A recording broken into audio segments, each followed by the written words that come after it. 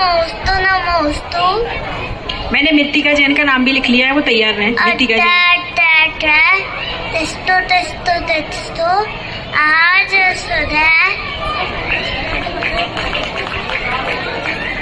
आहार ग्रहण कीजिए। नैवेद्य जैन। ग्रहण कीजिए। आहार ग्रहण कीजिए।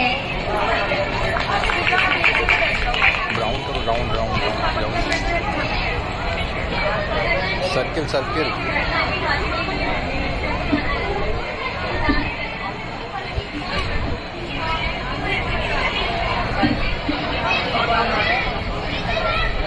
पढ़।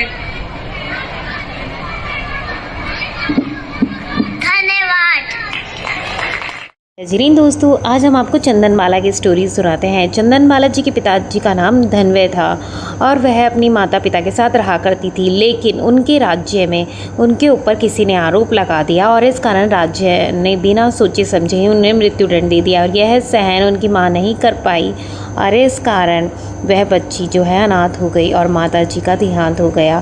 तभी एक दासी उनको अपने साथ ले जाती है। जब दासी उनको अपने साथ ले जा रही थी तो रास्ते में ही उनको किसी डाकुओं ने पकड़ लिया और उनको बेचने का निश्चय किया गया।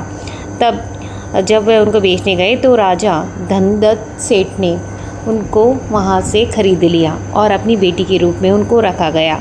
लेकिन यह बात उनकी पत्नी को समझ नहीं आई, क्योंकि जो चंदनमाला थी और इनके बचपन का नाम वसुमती था, तो चंदनमाला जी बहुत ही दिखने में सुंदर थी।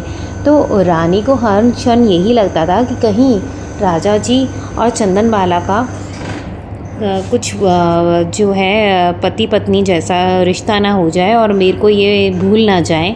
इस कारण उन्होंने एक दिन जब राजा जी वहाँ से चले गए किसी कारणवश राज्य से बाहर, तो चंदनमाला जी के बाल काट दिए और उनको लगा कि अब यह सुंदर नहीं लगेंगे और राजा जी अब मुझे ही पसंद करते रहेंगे। वह यह बाप बेटी के रिश्ते पर हमेशा शक करती रही। और उसके बाद उनसे इतना करने के बाद भी उनको समझ में नहीं आया और उन्होंने चंदनमाला जी के बाल भी काट दिए और साथ के साथ उनको बेड़ियों में भी रखा गया और उनको खाने पीने के लिए भी कुछ नहीं दिया काफ़ी दिनों तक। तब चंदनमाला जी को उस समय उबले हुए चने दिए गए। तब उन्होंने यह सोचा कि जब तक मैं यह चने किसी जो है मुनि को नहीं खिला देती हूँ, मैं कुछ भी नहीं खाऊंगी। और उधर ही महावीर स्वामी जी का भी उपवास चल रहा था। उन्होंने भी आहार का यही निर्णय लिया था कि जब तक उनको भी कोई ऐसे श्रावक के हाथों से आहार नहीं मिले जिसका शुद्ध भाव हो, शुद्ध भाव से जो उनको आहार देगा तभी वह आहार ग्रहण करेंगे।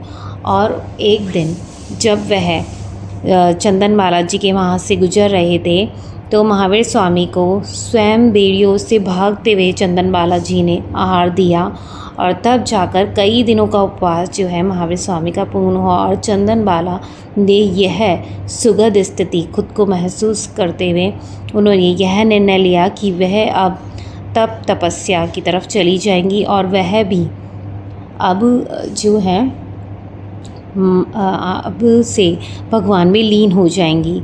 तो उसी समय से जो चंदनमाला जी भी हैं वह भगवान की भक्ति में लीन हो गई। यहाँ पर आप देखिए कि किस तरीके से ये जो डाकू थे उन्होंने चंदनमाला जी को पकड़ा था और बेचने का प्रयास किया गया था। धन्यवाद।